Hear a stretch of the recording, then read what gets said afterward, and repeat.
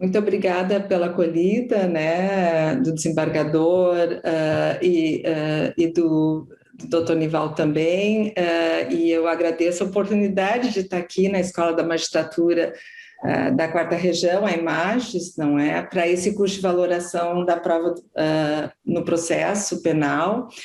E eu realmente acolhi, porque sempre eu aprendo muito quando há esse diálogo entre a área da psicologia e do direito, e assim foi em toda a minha carreira, e eu fico muito contente de poder estar aqui falando para vocês de um tema que eu sei que é bastante importante para a prática, né, dos juízes e das juízas federais, no que tange às provas dependentes da memória.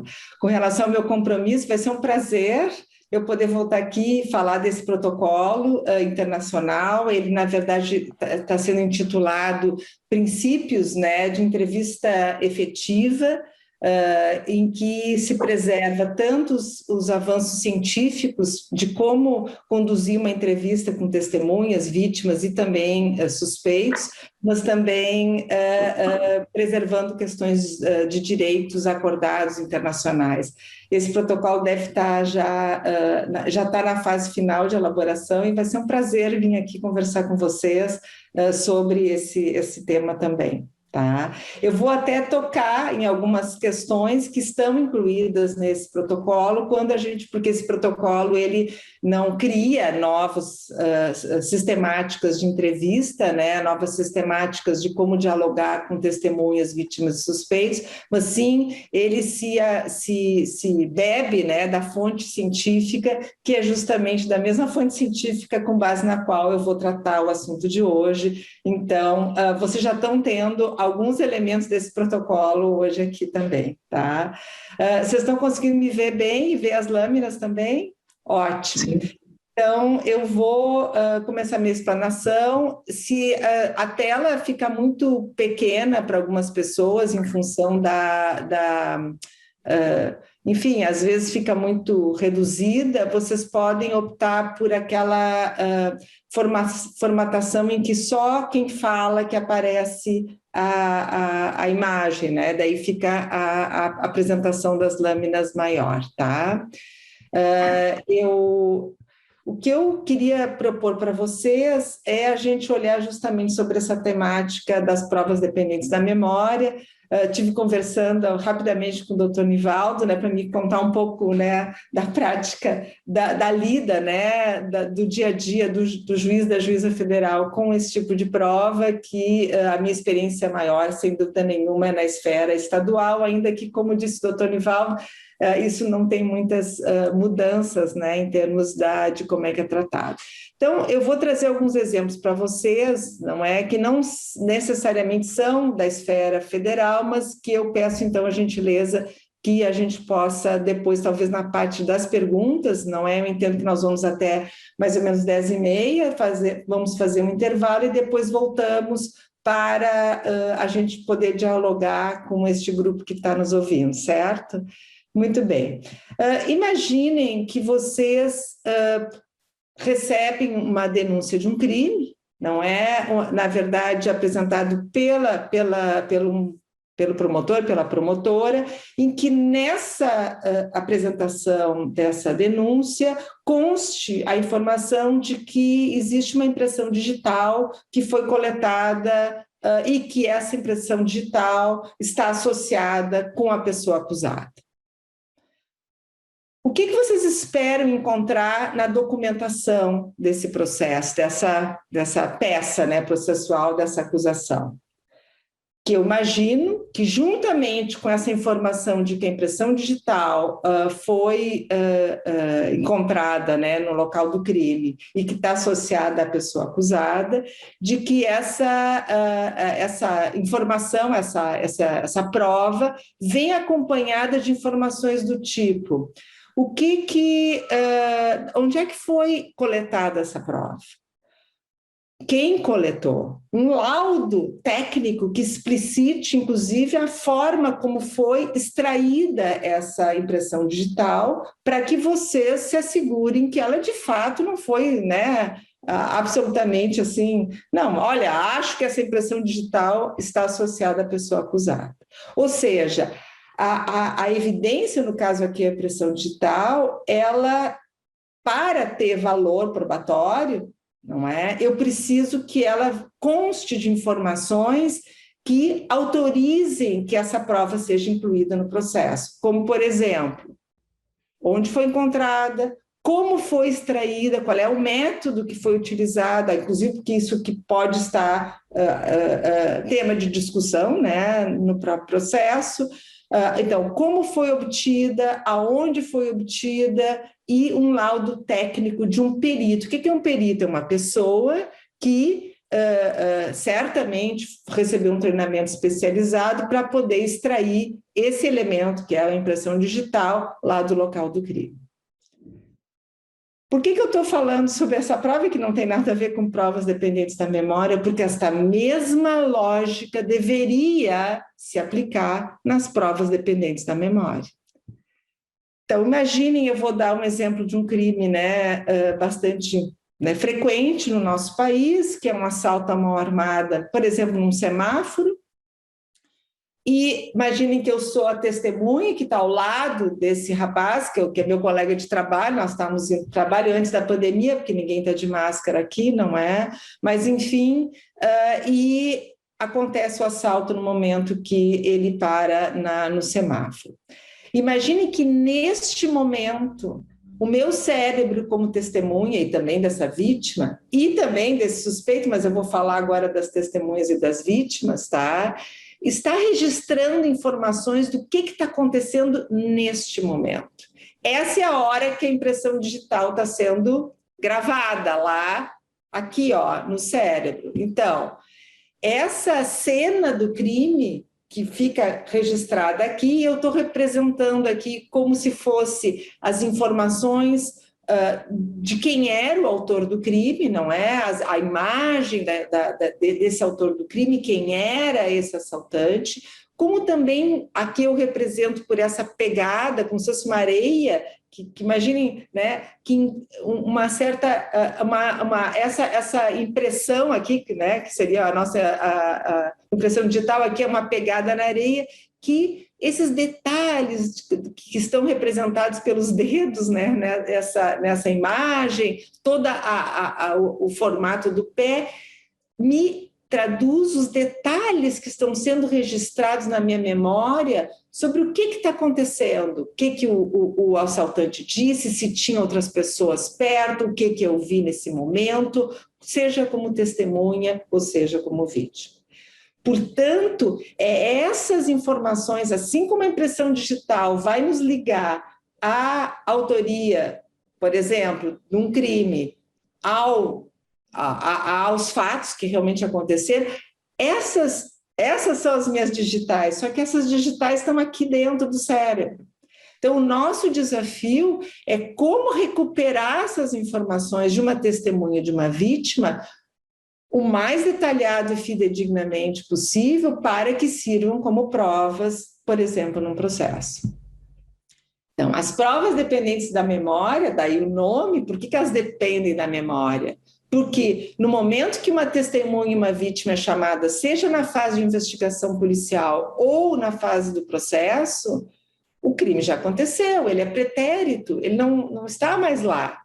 É assim como a mão que pegou a arma e que deixou a impressão digital. A mão não está mais lá. O que eu tenho é um registro do fato acontecido. E aqui o registro, que são as nossas lembranças, do que aconteceu, que objetos tinham, onde é que eu estava, que pessoas estavam ali. Isso está registrado na nossa memória, que vão produzir as chamadas provas dependentes da memória, o testemunho. E aqui, para a psicologia, tanto faz que seja vítima ou testemunha, eu sei que no direito existe uma discriminação entre essas duas esferas, mas para a psicologia, o cérebro de uma testemunha e o cérebro de uma vítima não vai alterar em função disso, mesmo que seja um crime mais violento, que tenha uma carga emocional mais intensa. Nós vamos voltar a isso daqui a pouco. Imaginem que eu sou um transeunte que está parado na esquina, nesse semáforo onde ocorreu o assalto. Vocês vão dizer, mas essa não tem o mesmo impacto emocional do que alguém que está dentro do carro. Nós vamos ver daqui um pouco que essa questão do impacto emocional ele não é tão decisivo quanto muitas pessoas pressupõem, sem, né, uma base em estudos científicos. Enfim. Então, o que eu queria trazer para vocês é essa ideia e a relação entre... Então, nós vamos falar um pouquinho, rapidamente, sobre a memória, para poder entender esse percurso. Aqui eu represento nessa imagem, não é? Aonde lá aconteceu o crime, seja ele qual for, e no momento da produção da prova, dependente da memória, seja o testemunho, o reconhecimento, existe um percurso. Porque o crime é pretérito, já aconteceu.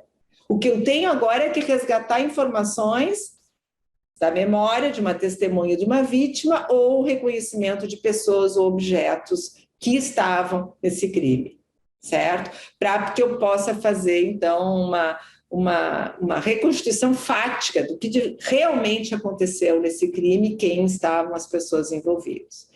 Então, a ideia é de que existe uma estrada muito retilínea aqui, representada na minha imagem, que vai permitir com que eu simplesmente, como que a testemunha percorresse uma linha reta ou a vítima e pudesse fazer essa recuperação dessas informações e me prestasse um testemunho ou um reconhecimento.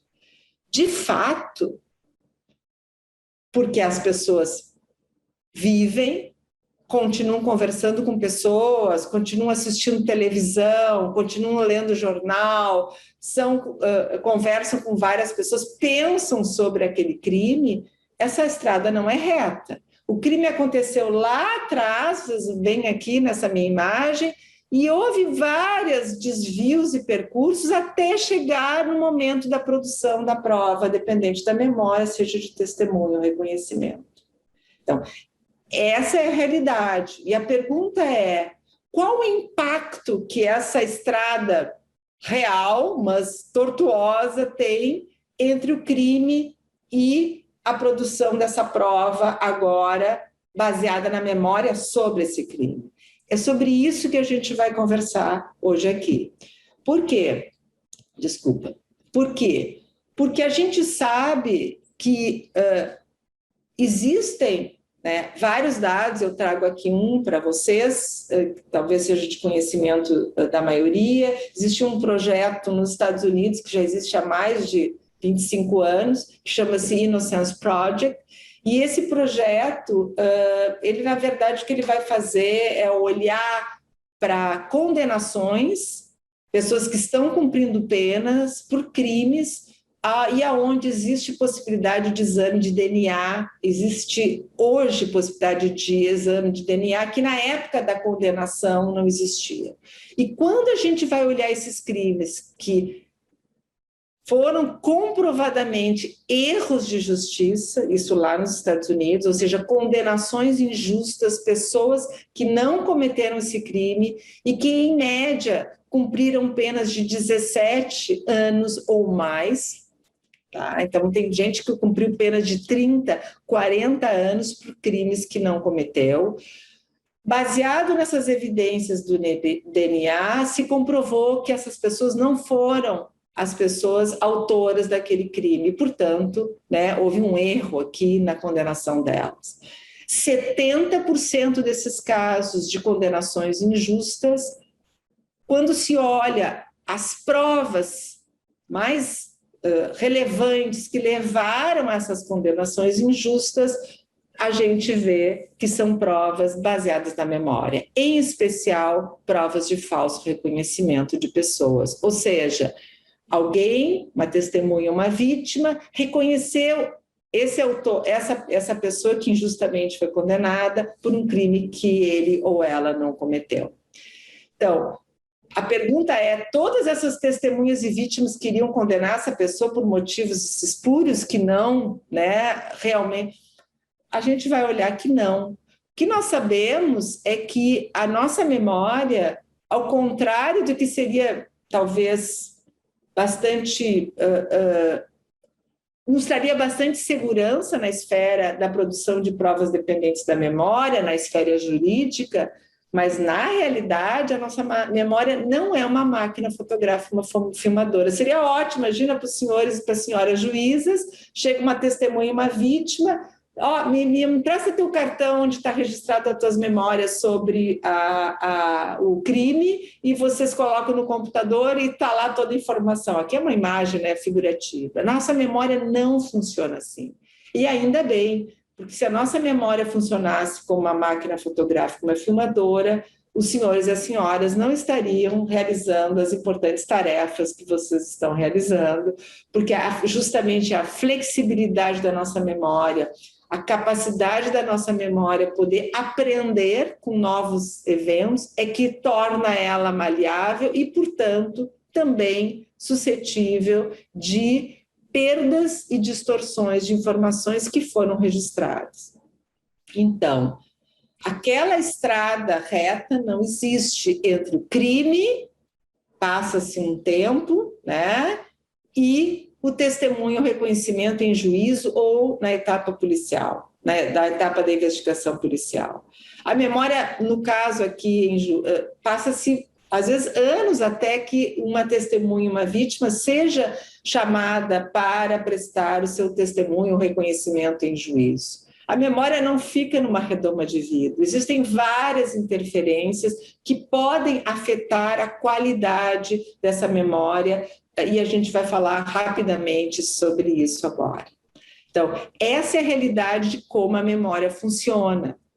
Eu entendo que, em termos, e é essa grande, digamos assim, desafio que nós temos, nós psicólogos que estudamos essa área e os senhores e as senhoras que são, né, juristas, poder a gente compatibilizar como funciona a memória humana e as nossas leis, que hoje não levam em consideração esses princípios que a gente está conversando sobre como a memória funciona no que tange a produção e valoração de provas dependentes da memória. Nossa legislação é da década, por exemplo, o CPP, né, na esfera, o Código de Processo Penal, ele data de 1941, como os senhores sabem, muito antes desses estudos serem realizados. E qualquer avanço que a gente tem, né, tentado, e agora mesmo, não sei se os senhores estão acompanhando, os senhores e as senhoras estão acompanhando, existe toda uma discussão para a alteração de alguns desses artigos do Código de Processo Penal, o que, infelizmente, tem chegado de informação a que eu tenho acesso é que são, digamos assim, alterações muito baseadas em questões que não se baseiam em questões científicas, em avanços científicos dessa área, e sim em quase que questões periféricas e não centrais no que tange à valoração, à produção de provas dependentes da memória. Enfim, são desafios, estamos aí para poder trabalhar com isso.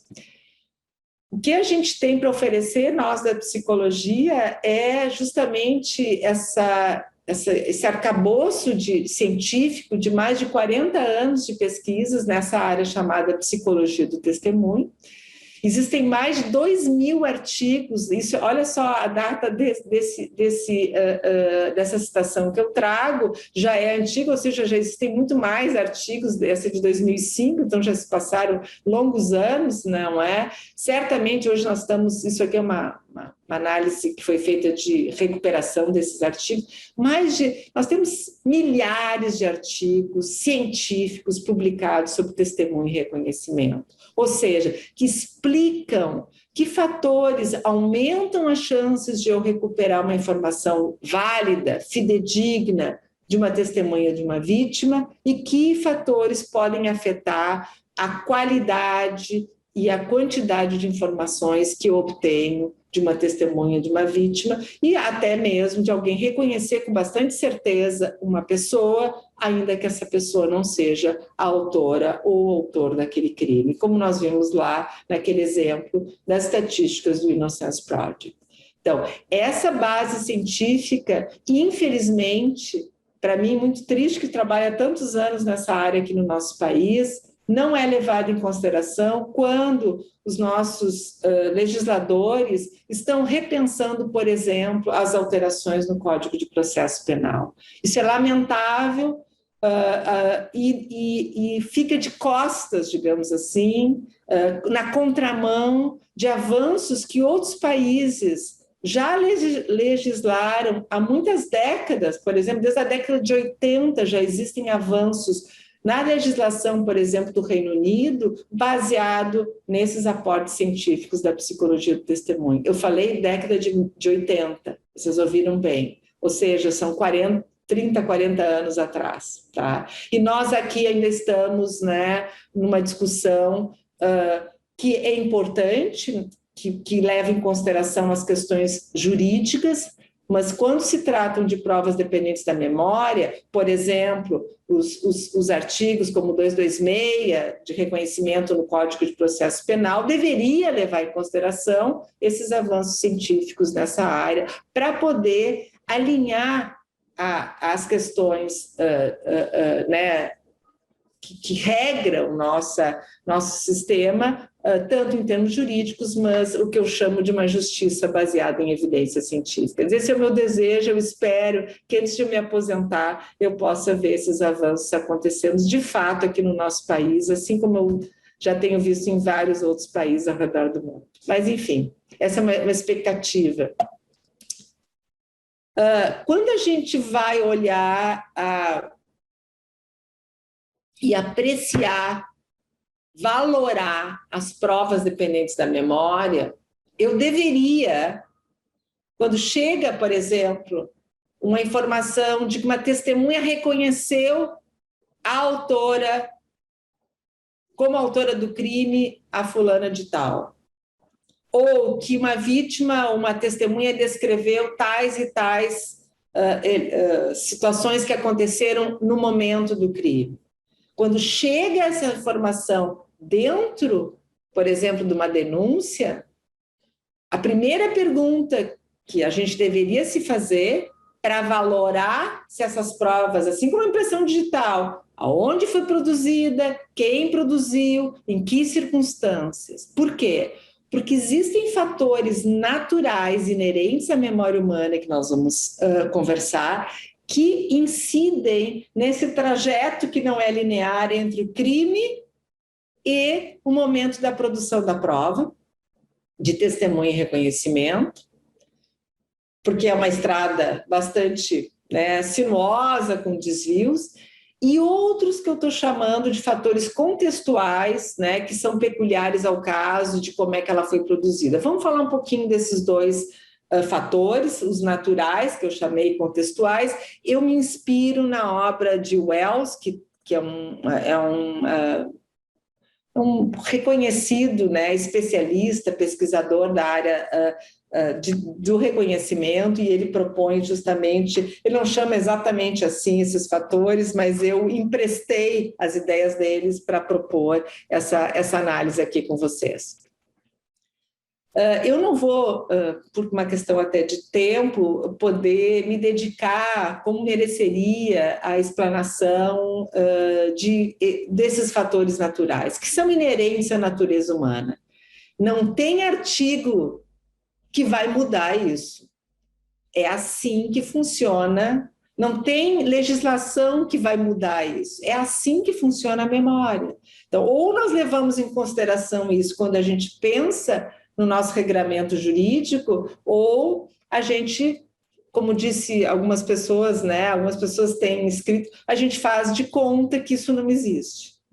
Mas acho importante os senhores e as senhoras estarem cientes de que a natureza humana, né, a natureza da memória, existem vários fatores, por exemplo.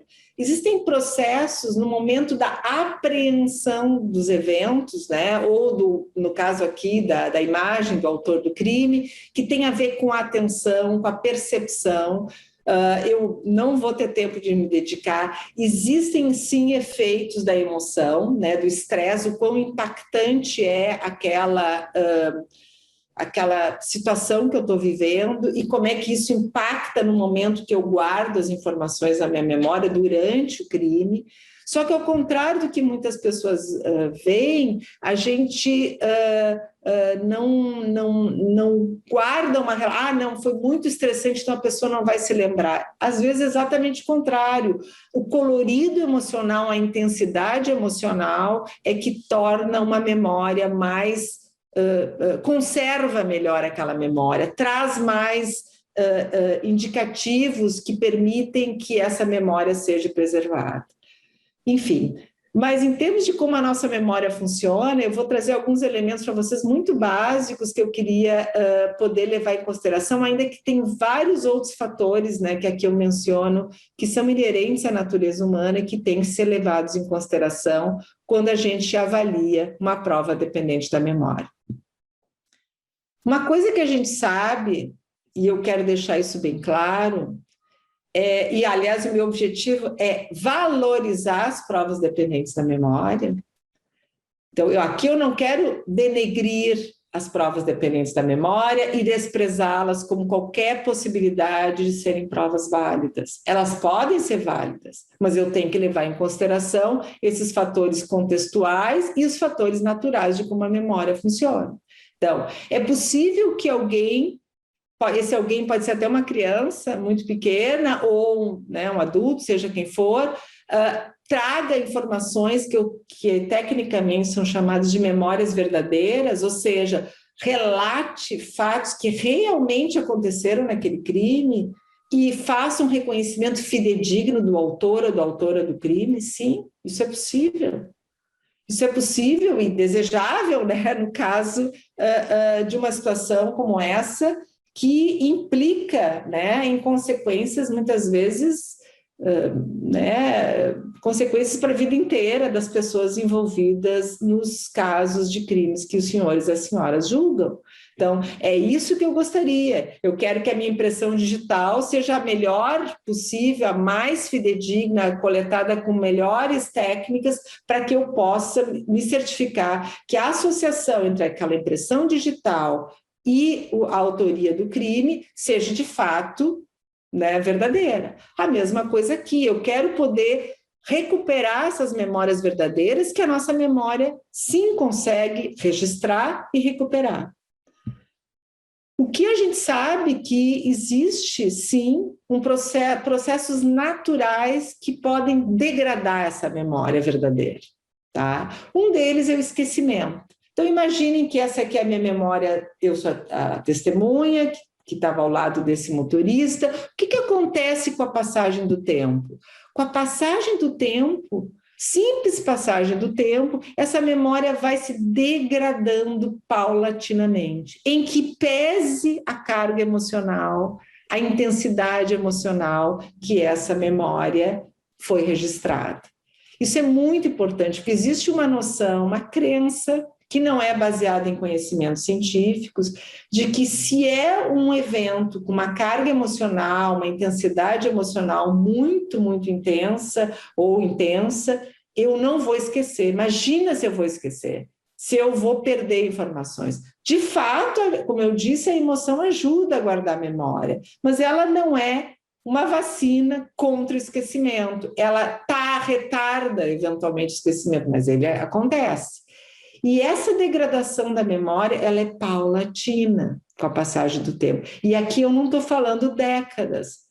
Simples passagem de semanas e meses já são suficientes para perder a nitidez da minha memória.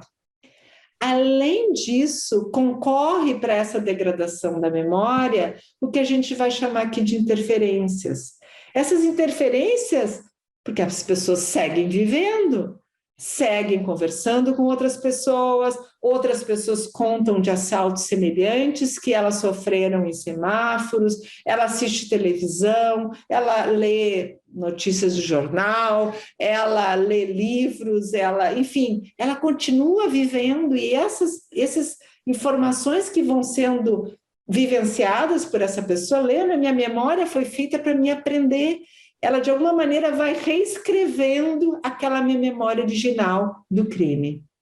Então, isso é muito importante, por quê? porque a tal ponto pode ser reescrita essas informações originais que uma pessoa pode vir a ter dentro da sua memória o que a gente chama de falsas memórias.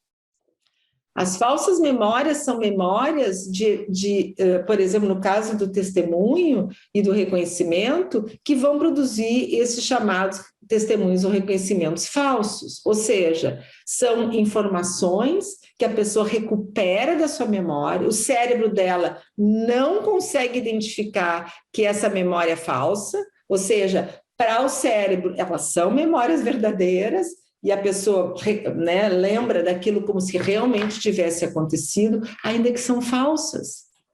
Ou reconhece, como lá no caso do Innocence Project, lá nos Estados Unidos, que eu trouxe aquelas estatísticas no início da minha fala, reconhece alguém, e quando reconhece, gente, assim, a pessoa fica assustada quando vê o autor daquele crime, digamos, uma vítima testemunha, ela tem reações emocionais condizentes com uma recuperação de uma memória do fato em si, quando na verdade essa memória é falsa. Então, para a pessoa, ela vive como verdadeira, ela não está enganando a gente, ela não está mentindo, ela está honestamente se lembrando de uma informação. E daí tem a pergunta que todo mundo me faz, tá? E daí como é que eu sei quando a testemunha ou a vítima lembra de uma memória verdadeira ou lembra de uma falsa memória? Como eu disse, se nem o nosso cérebro, como é que eu sei isso? Através de pesquisas que foram realizadas com exames de neuroimagem, onde os pesquisadores sabem, conhecem, né, o fato, né, que foi apresentado, foi vivido por essas testemunhas e vítimas, e eles comparam o resgate das memórias, seja num relato testemunhal ou num reconhecimento, e medem a área de ativação do cérebro, quando lembra uma memória verdadeira ou uma falsa memória. E o que a gente vai ver é que são áreas dos cérebros muito, muito semelhantes que muitas vezes acabam se sobrepondo quando resgatam uma e a outra. Existem algumas especificidades que eventualmente diferem a áreas dos cérebros ativadas com memórias verdadeiras ou falsas, mas de fato nem o nosso cérebro consegue identificar quando a gente está lembrando uma memória verdadeira ou uma falsa memória. Então é isso que a gente tem que ter claro quando a gente se depara com essa situação. Só para vocês terem uma ideia, falando de eventos emocionais, é possível ter uma falsa memória, lembrar de um evento que não aconteceu daquela maneira, mesmo com uma carga emocional intensa? Sim, a resposta é sim. Existem muitas pesquisas, infelizmente, casos reais que comprovam essa afirmativa que eu estou trazendo.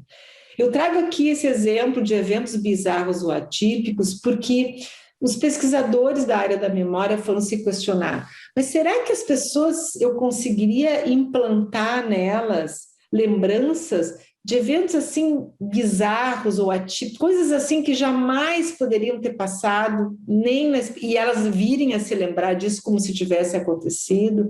A resposta é sim. A gente tem pesquisas sobre coisas bizarras, tipo ser abduzido em disco voador, ou uma pesquisa que foi feita muito interessante alguns anos atrás nos Estados Unidos, que as pessoas lembravam de ter ficado com seu dedo preso numa ratoeira, quando na verdade, vocês imaginem, né, nos dias atuais ninguém mais usa ratoeira e coisas desse tipo. Então, tem outros exemplos aqui que eu posso citar para vocês, mas só para vocês entenderem que essas falsas memórias, elas podem ser produzidas a partir, então, dessa degradação natural da memória original e a implantação ou infiltração de informações falsas que produzem essas falsas memórias.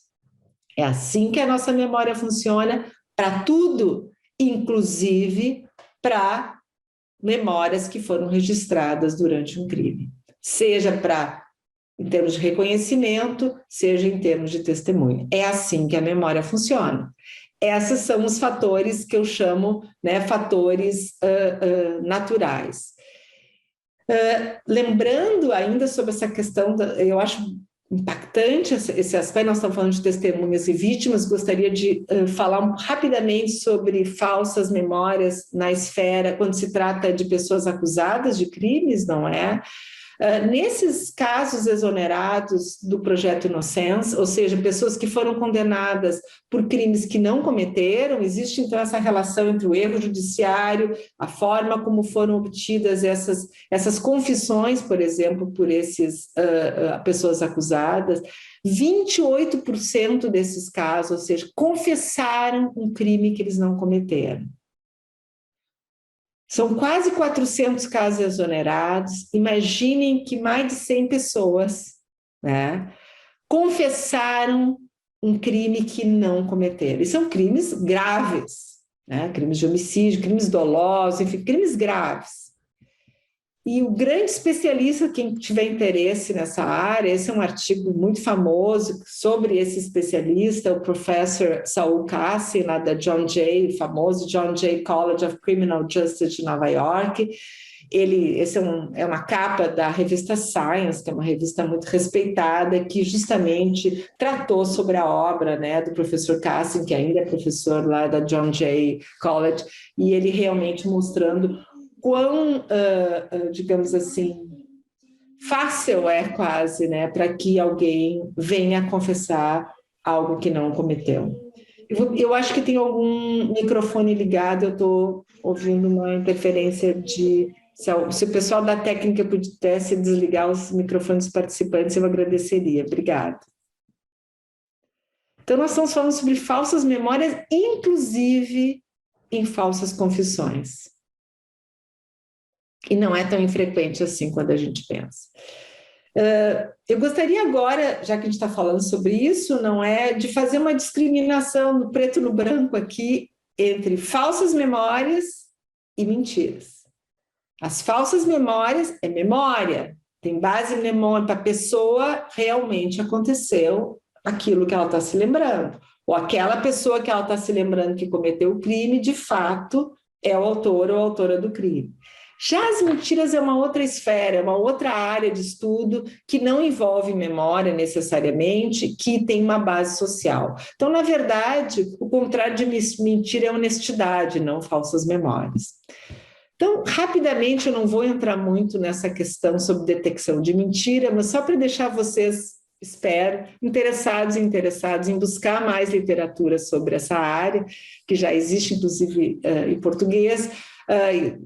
Tem anos de pesquisa sobre essa área de detecção de mentira. O que os especialistas, eu estou falando décadas de pesquisas científicas, mostrando que nós, né, somos especialistas em detectar mentiras de pessoas que nós conhecemos muito bem.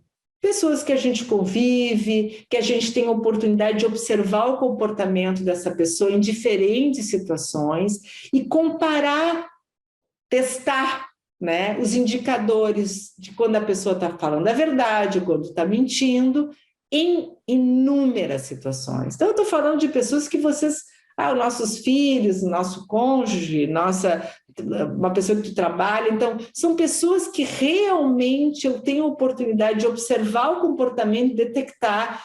Eu me lembro de um curso que eu dei, eu achei muito assim, né? Uma pessoa diz, eu sei exatamente quando meu filho está mentindo, porque as bochechinhas dele ficam assim, levantadas e mais, né, vermelhinhas. Bom, realmente, por quê? Porque essa mãe teve a oportunidade de comparar situações em que esse comportamento das bochechas se apresentava quando o menino estava falando a verdade ou quando ele estava mentindo. Então, ela tinha como comparar e ver que realmente, quando isso acontecia em situações que ele estava mentindo. O que nós fazemos? Nós usamos essas nossas estratégias de observação do comportamento de pessoas familiares, pessoas que eu convivo, e tento aplicá-las a pessoas que não são pessoas que eu conheço. Por exemplo, uma pessoa, imagine, a polícia ou os senhores estão, né, de frente pela primeira vez com um acusado ou uma testemunha, uma vítima, e eu vou usar essas observações do comportamento, não é? Para identificar se a pessoa está mentindo ou não. Esses 3 autores que aqui estão citados são os maiores especialistas mundiais de detecção de mentira, e especialmente o primeiro, né? Os 3 são fantásticos, é o Adlevich, a Maria Hartwig e o Bernhard. O que eles mostram é que as pessoas são medíocres em detectar mentiras de pessoas não familiares, de pessoas que elas estão conhecendo pela primeira vez aqui. E existe uma combinação perigosa, que é usar essas práticas não efetivas para detectar mentira, como observação do e aquelas séries lá de televisão, tipo Lie to Me, levantou a sobrancelha, olhou para cima, olhou para baixo, como indicadores de mentira, né? São combinadas por algumas pessoas, isso aqui é tudo baseado em pesquisa, tem inúmeras pesquisas em vários países mostrando que os policiais, os juízes e as juízas, promotores e promotoras, advogados, psicólogos, claro, né? Nós conseguimos ler a mente das pessoas, como é que não saberíamos detectar mentira? Nós achamos que nós temos, sim, condições de detectar mentira. Então, esse alto grau de confiança associado a essas práticas não efetivas de detectar mentira é uma combinação perigosa, porque eu acho que eu estou conseguindo detectar mentira quando, na verdade, eu não estou. Então, nós recentemente publicamos um capítulo em que a gente intitulou se existe o efeito Pinóquio, né, na detecção de mentira. Então, eu refiro esse capítulo, que é uma publicação recente, onde justamente a gente faz uma revisão, não é, dessas práticas de observação do comportamento que normalmente as pessoas utilizam e transferem da área de observação de comportamento de pessoas familiares, que nem essa mãe observava as bochechinhas do filho, para pessoas não familiares. Então, esse William Seconello é o primeiro autor, ele acabou de defender o doutorado, me orientando, uma pessoa que trabalha muito nessa área, né, da área da psicologia do testemunho. Tínhamos a colaboração da Mônica Bernardes, enfim, nesse capítulo. Enfim, então, várias alternativas foram criadas, já que é tão difícil detectar mentira, uma delas é o polígrafo, não é? E hoje em dia altamente sofisticado, com computador, mede a alteração da voz, etc. Eu não vou me dedicar a cada uma dessas estratégias para detectar mentira, como observação de expressões faciais, e hoje em dia tem câmeras ligadas a computadores que detectam microexpressões, etc. A linguagem corporal, o movimento dos olhos, etc. E mesmo polígrafo, gente, o que a gente tem hoje de dados consistentes de décadas de pesquisa, quando se trata de detecção de mentira de pessoas que eu estou vendo pela primeira vez agora, não existe evidências científicas que elas funcionam. É preferível que você jogue uma moeda de cara e coroa para decidir se a pessoa está mentindo ou não. Dá no mesmo. Tanto é assim que tem alguns países que é proibido por lei utilizar, por exemplo, um polígrafo, um detector de mentiras. Vamos agora encerrar essa fase de detecção de mentira, né? Eu sei que é um tema que chama bastante a atenção das pessoas, porque nós temos que voltar, né, ao nosso tema importante aqui da nossa aula, que é sobre a questão das provas dependentes da memória. Então, o que nós temos até agora, em termos de fatores que são naturais, que fazem parte da natureza, né, do funcionamento da memória, é o seguinte contexto. Um testemunho e um reconhecimento podem ser verdadeiros, fidedignos, sem dúvida, quando a testemunha ou a vítima consegue recuperar da sua memória uma memória verdadeira, e que para ela é uma verdade. Muitas vezes até, como essa memória já se degradou, essa memória verdadeira já se degradou um pouquinho, às vezes ela não tem muita certeza, mas ela consegue lembrar e consegue nos trazer uma informação que pode ser utilizada com confiança pelos senhores e pelas senhoras como prova num caso, né, onde decisões vão ser tomadas. Por outro lado, um testemunho, um reconhecimento pode ser falso. E ele pode ser baseado numa mentira, que isso é bastante discutido nos textos, né, na doutrina, na área jurídica, então não vou me deter sobre isso. O que eu acho que falta discutir é que um testemunho, um reconhecimento, eles podem ser falsos, mas daí baseado numa falsa memória. E que para testemunha ou para vítima, isso realmente aconteceu dessa maneira. Para ela é uma verdade, para essa testemunha, para a vítima. E, portanto, esse testemunho, esse reconhecimento, ele pode ser um testemunho, um reconhecimento honesto, ainda que falso. Com isso, o que eu estou dizendo para os senhores e para as senhoras? Bom, toda vez que um caso trouxer provas dependentes da memória, desconsiderem, não, em absoluto. O que eu gostaria é que não fosse tomado como a testemunha reconheceu o autor do crime e não se questiona como é que foi coletado, quando foi coletada essa informação, de que forma foi coletado, porque daí nós vamos entrar no nosso próximo tópico, que é os fatores contextuais que eu denominei, os fatores peculiares ao caso. Então, o que a gente tem? A gente tem uma situação em que fatores que vão além daqueles que eu já falei que são inerentes à memória humana, que têm que ser levados em consideração, que podem comprometer ou, pelo contrário, preservar essa memória e produzir, né, um impacto positivo, no caso de preservar, ou negativo, né, a fidedignidade de um testemunho ou de um reconhecimento.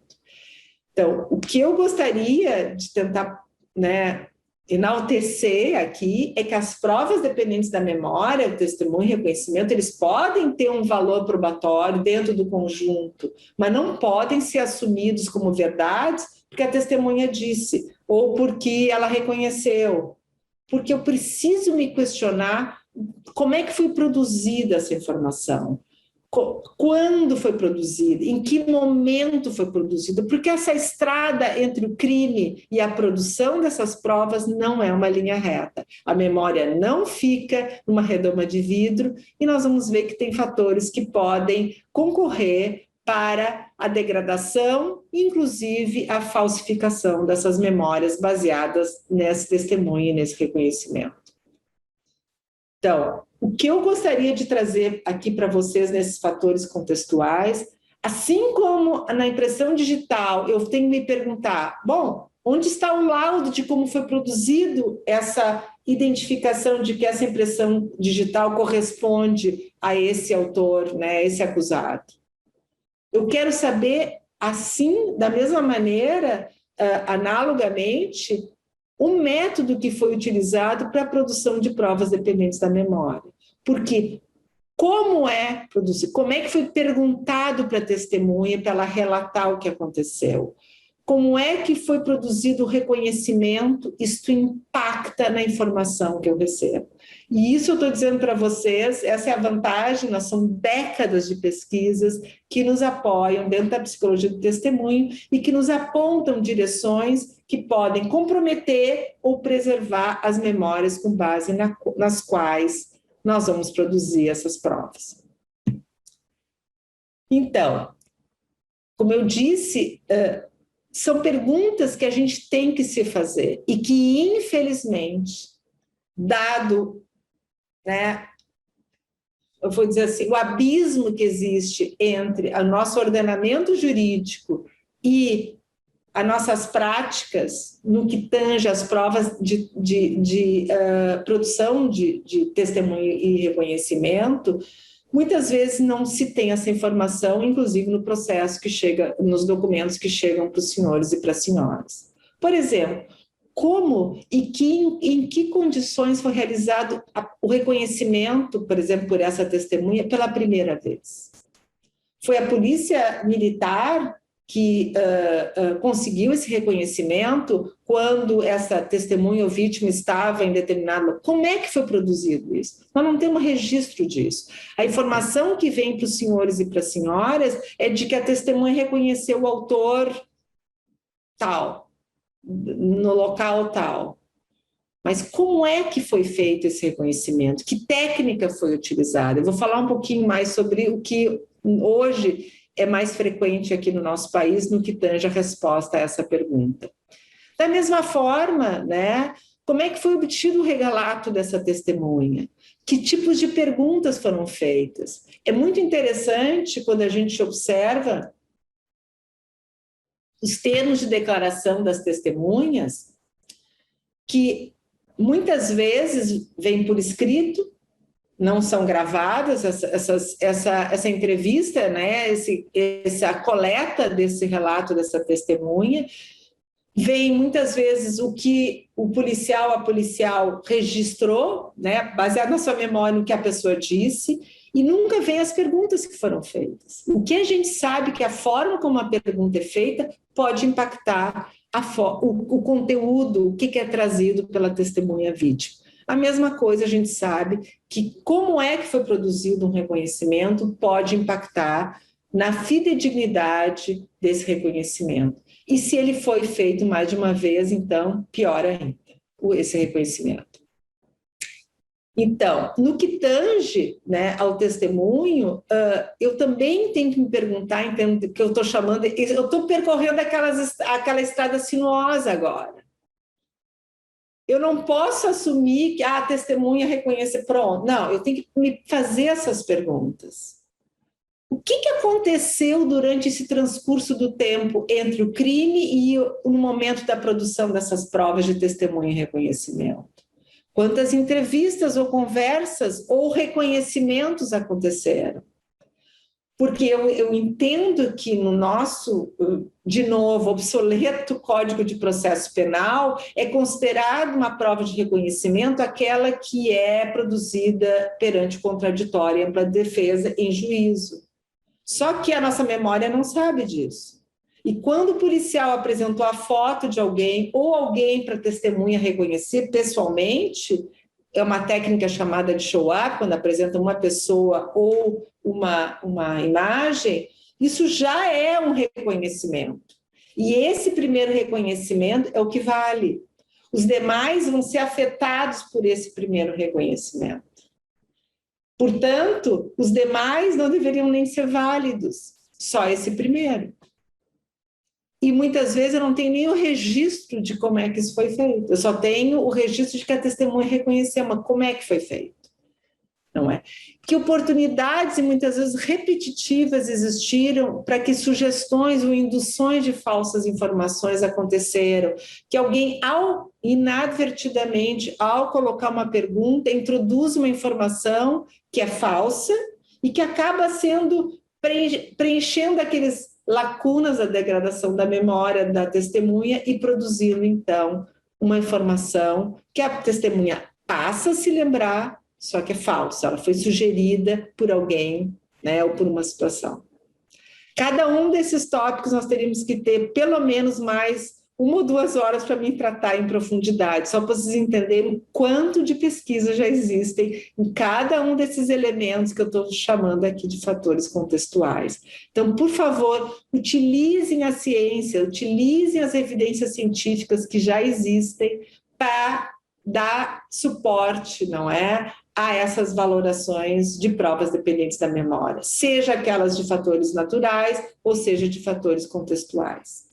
Quando a gente olha, por exemplo, o panorama nacional, essa pesquisa nós conduzimos num projeto que foi muito interessante, foi em 2014, 2015, a gente traçou esse primeiro diagnóstico nacional de práticas de reconhecimento pessoal e obtenção de depoimentos, de testemunhos, na esfera estadual. Então, nós fomos conversar com policiais militares que fazem o patrulhamento da rua, fomos falar com a Polícia Civil e com juízes, promotores, promotoras e defensores públicos e privados. para conhecer as práticas de produção dessas provas dependentes da memória, nesse contexto. O que a gente viu? Que, na verdade, existem 3 etapas, ainda que tem uma delas que não tem regramento nenhum em termos legislativos, em termos do nosso regramento jurídico, que é o que a gente denominou de fase pré-investigativa, antes de chegar na polícia, seja a Polícia Federal ou a Polícia Civil, que é a fase em que a Polícia Militar atua.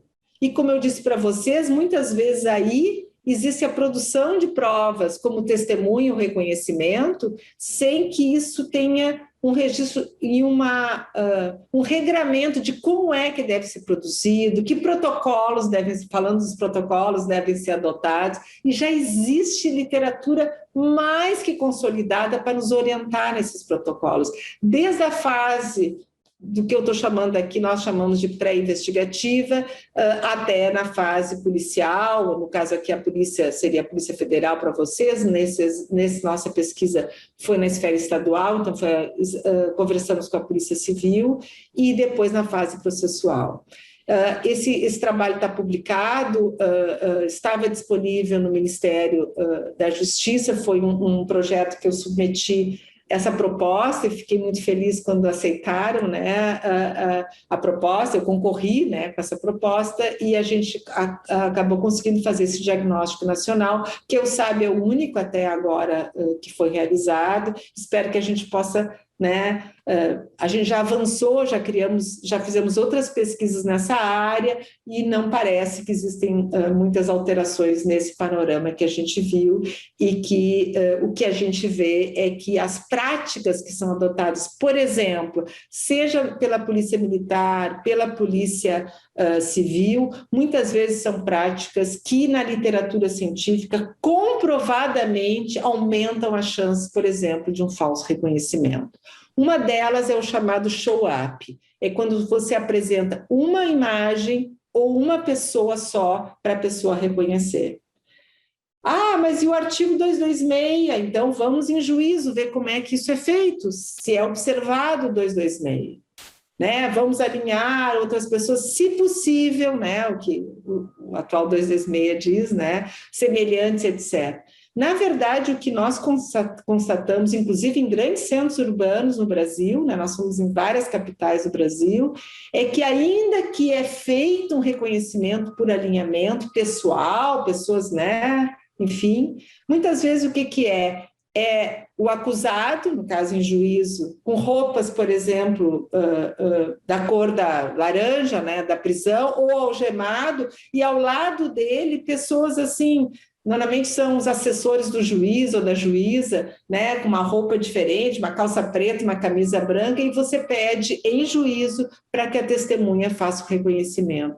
Que diferença faz isso de apresentar só o réu aqui?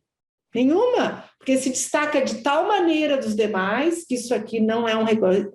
E a questão, eu sei que é um debate, depois a gente pode falar sobre isso, não é se é presencial ou fotográfico, o problema é como é que é constituído esse alinhamento e que instruções são dadas para essa testemunha e que momento esse reconhecimento é feito. Da mesma forma, a obtenção dos relatos testemunhais, que muitas vezes já começam com perguntas mais fechadas, do tipo, ele tinha bigode ou ele sacou a arma antes que você pudesse fazer... Essas são perguntas fechadas que podem, na verdade, obstruir e danificar aquela memória original a tal ponto que, quando chegar em juízo, essa memória original sobre o crime já foi degradada a tal ponto que ela está perdida. Então, como eu disse para vocês, a psicologia do testemunho já tem elementos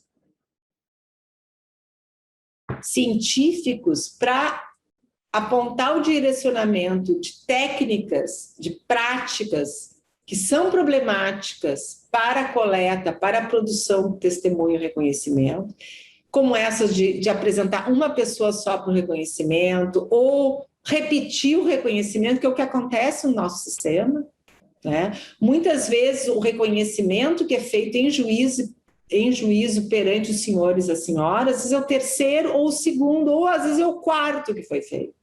para o mesmo autor. O que a gente sabe, vocês vão me perguntar, esse reconhecimento é válido? Não, não, não, nem deveria ser feito, nem deveria ser considerado, porque a chance de ele estar contaminado pelos reconhecimentos anteriores é enorme. É enorme, principalmente se os reconhecimentos anteriores foram feitos com práticas problemáticas, como, por exemplo, essas que eu citei, de apresentar uma pessoa só, o tipo de instrução, mesmo que tenha sido feito por alinhamento presencial, mas se esse alinhamento, as instruções que foram dadas para a pessoa não são as mais adequadas, tudo isso impacta, não é, na qualidade dessa prova que é produzida. E a gente sabe também que existe uma série de práticas que são realmente, né, muito consistentes na produção, no aumento da chance de produção de provas dependentes da memória, mas, né, fidedignas, válidas, que são essas técnicas científicas, esses protocolos, tanto de produção de reconhecimento quanto de testemunho.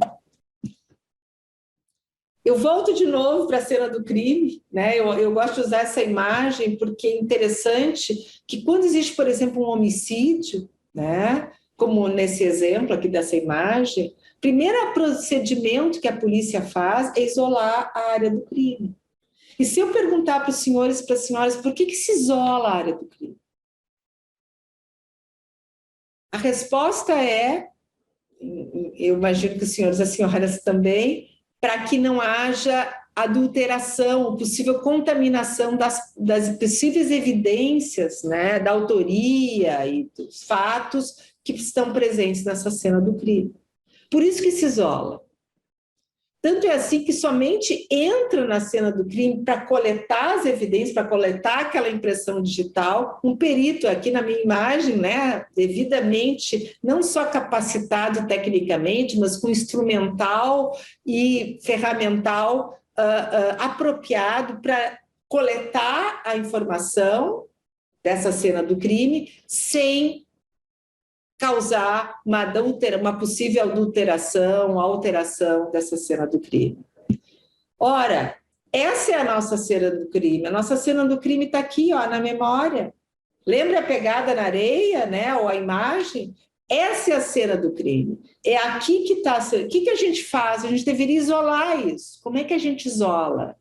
A gente isola a partir de coletar essa informação o mais rapidamente possível, que nem lá naquela cena do crime, nessa que eu mostrei anteriormente para vocês, eu não posso deixar isso aqui isolado, parado durante anos, porque muitas provas vão se degradar, como uma amostra de sangue, ou um sêmen, alguma outra, por exemplo, algum outro material biológico que pode ser adulterado com a simples passagem do tempo. A mesma coisa aqui. Mesma coisa, o mesmo princípio serve para essa cena do crime.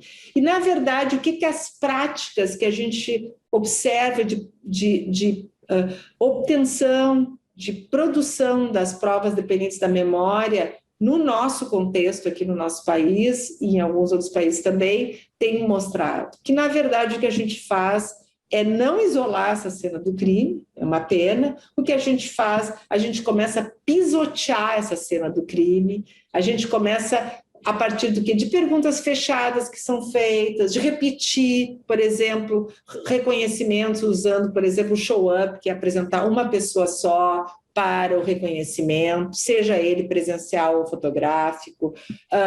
Eu acabo, na verdade, né, no momento que vocês recebem uma testemunha, uma vítima, para fazer a produção dessas provas em juízo, a memória dela já está pisoteada. É assim que está.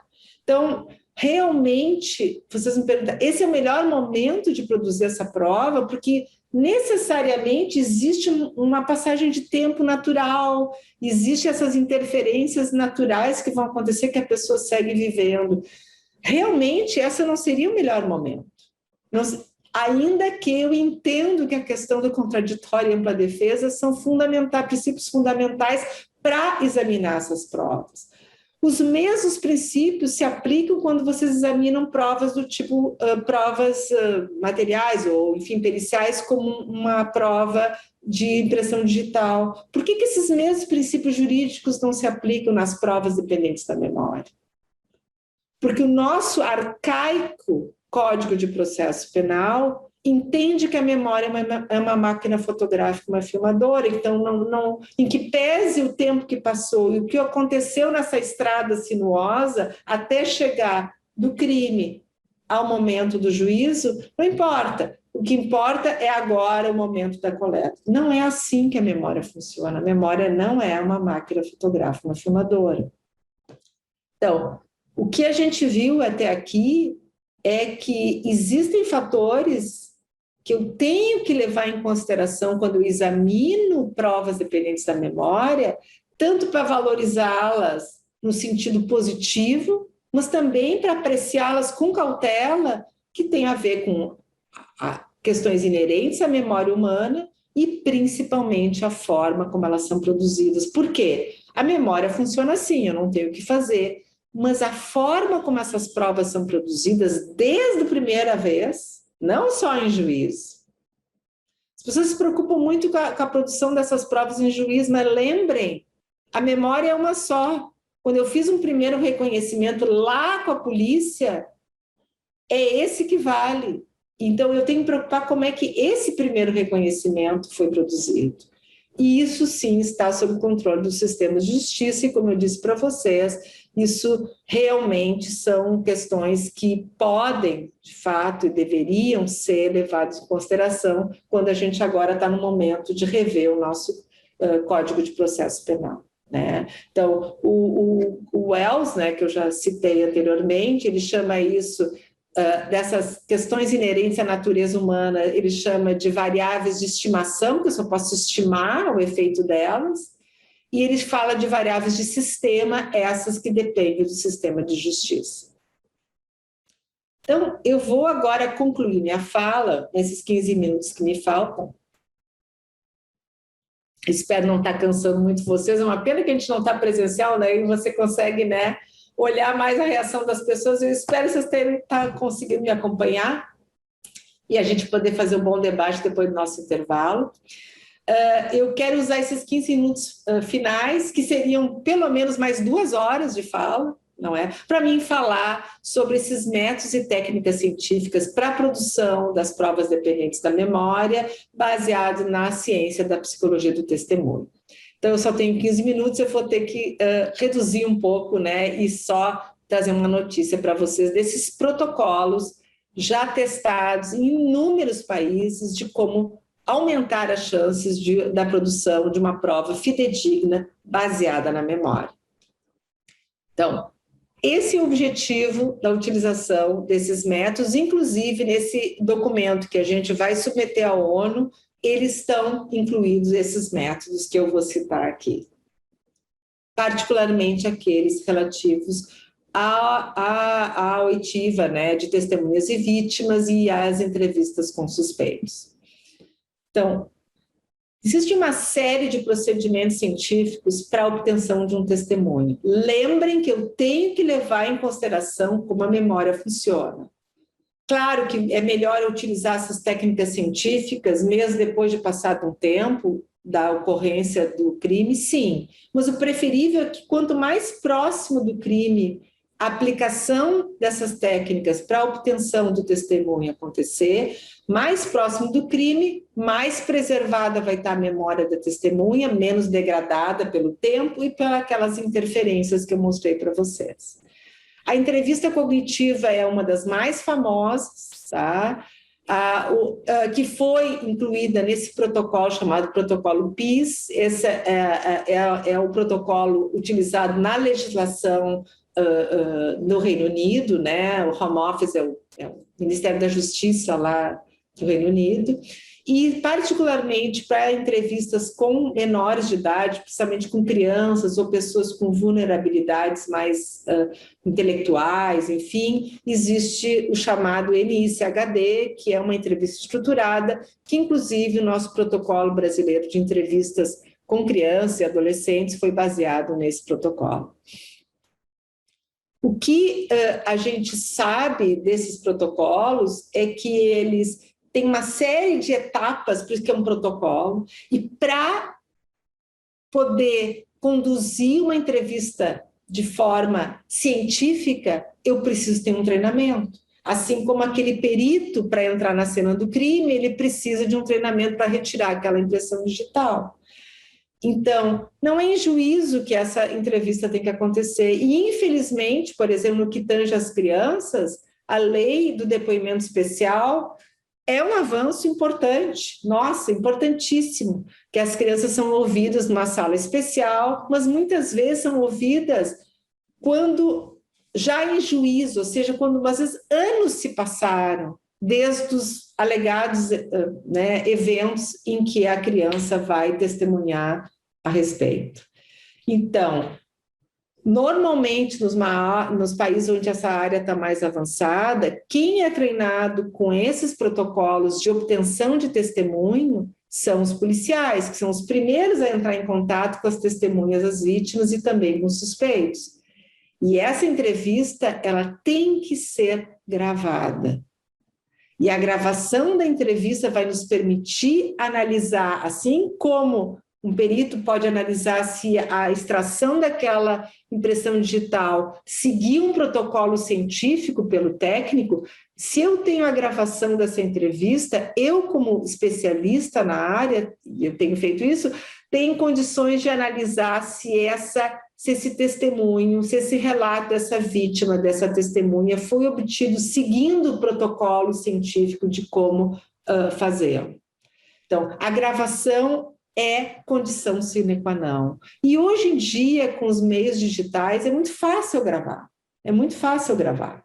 Então, não se espere que um juiz, uma juíza, seja o perito que vai analisar se essa entrevista foi conduzida de uma maneira científica e, portanto, pode ser valorado de forma positiva o testemunho obtido.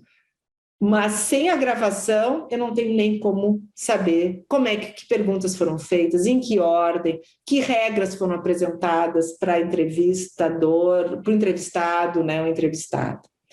Da mesma forma, a produção da prova de reconhecimento é um problema sério aqui no Brasil. Assim como vocês viram lá nos Estados Unidos, 70% daqueles casos de erros de justiça, 70% desses casos de erro de justiça foram condenações baseadas em reconhecimentos falsos.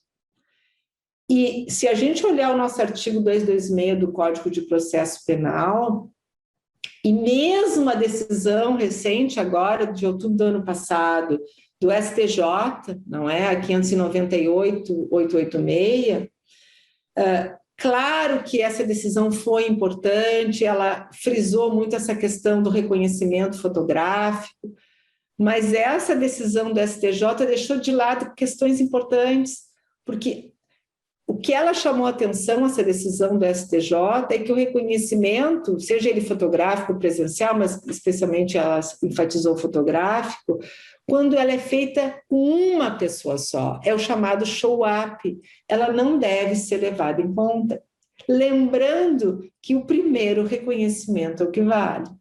Então, recentemente a gente publicou um artigo na Revista de Ciências Brasileira de Ciências Criminais, justamente discutindo esses novos rumos para o reconhecimento de pessoas no Brasil, olhando essa decisão que foi importante, que deve ser enaltecida lá do Superior Tribunal de Justiça, mas também olhando criticamente dentro das perspectivas da psicologia do testemunho.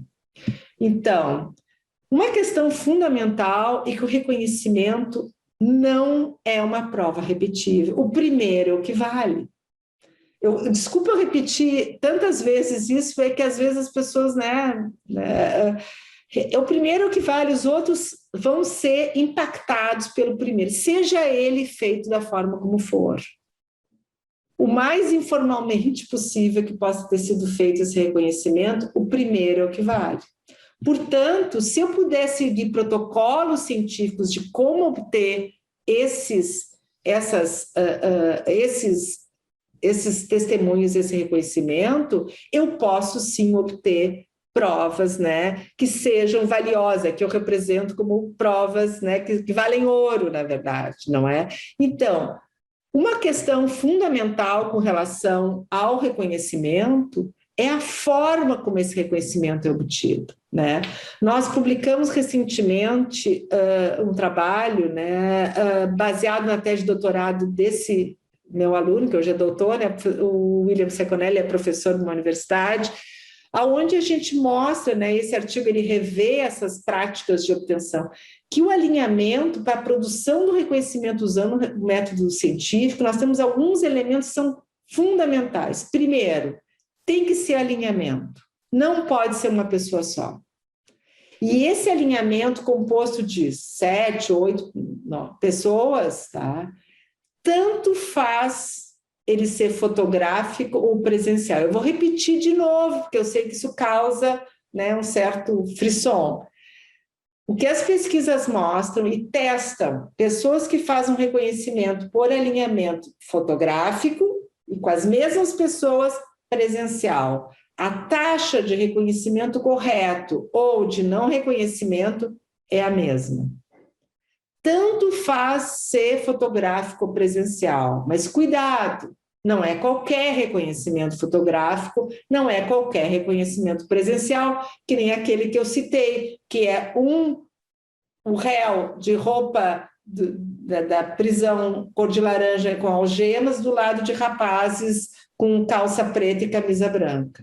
Então, é um alinhamento onde tem um suspeito somente e 6 pessoas que eu sei que não são suspeitos daquele crime, e para ser um alinhamento justo, esse suspeito único não pode se destacar de forma nenhuma. Então, tem toda uma literatura, vocês imaginam, até o fundo da foto ou da parede onde vai ser mostrado o alinhamento presencial é importante. A roupa que as pessoas estão vestidas, a postura delas. Por isso que o alinhamento fotográfico, eles nos dão essa possibilidade de controlar isso mais facilmente. Então, para um alinhamento justo acontecer, o reconhecimento fotográfico ele tem várias vantagens, porque eu consigo controlar alguns aspectos, por exemplo, da luminosidade, etc., que quando ele é presencial fica mais difícil.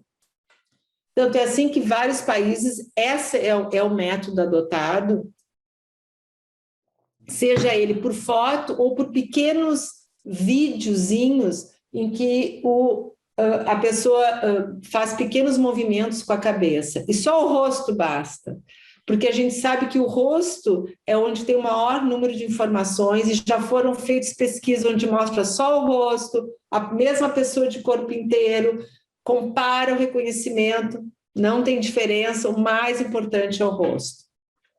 Outra questão fundamental nesses protocolos científicos para obtenção de reconhecimento é as instruções que eu dou para a testemunha antes de fazer o reconhecimento, né? E tem todo um protocolo de como fazer isso, que a pessoa pode ou pode não estar lá, e outras questões, né, de que ela pode reconhecer ou não, e que ela vai ser questionada sobre o grau de certeza dela depois de ela fazer o reconhecimento ou não reconhecer, e que a investigação vai continuar independente desse reconhecimento.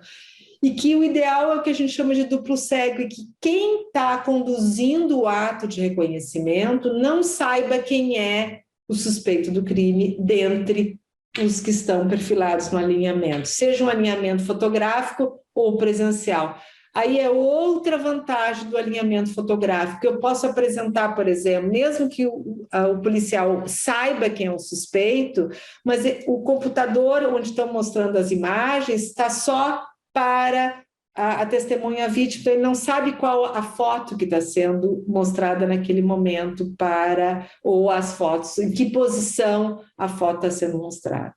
Aqui no Brasil teve uma discussão enorme sobre se eu apresento esse alinhamento sequencial ou simultâneo, ou seja, todas as 7 fotos, o suspeito mais 6 outros, junto ou um de cada vez. Essa discussão já foi superada em termos científicos na década de 90, e hoje se sabe que tanto faz Sequencial tem algumas vantagens, simultâneo, apresentar todas as fotos ao mesmo tempo tem vantagens também. Então, existem métodos, protocolos que podem ser adotados sem que a gente reinvente a roda, tanto para a obtenção do testemunho quanto para a obtenção do reconhecimento, para a gente poder realmente produzir provas científicas, provas válidas, que possam realmente trazer elementos dentro do conjunto probatório que traga mais segurança para os senhores e para as senhoras tomarem as suas decisões. Ainda que, levando em consideração os fenômenos naturais do funcionamento da memória, essas provas dependentes da memória têm que ser olhadas sempre à luz dessa cautela e também da questão como é que foram produzidas essas provas dependentes da memória, a forma que foi produzida esse testemunho, esse reconhecimento e quando é que foi a primeira vez que elas foram produzidas e de que forma. Então, isso sim vai nos trazer mais segurança de utilizar essas informações advindas dessas provas, que podem servir, sem dúvida nenhuma, como provas confiáveis, assim como uma impressão digital que foi coletada da forma correta e que existe todo um protocolo de como obter essa impressão digital. Então, 1 minuto antes das 10h30, eu concluo a minha fala,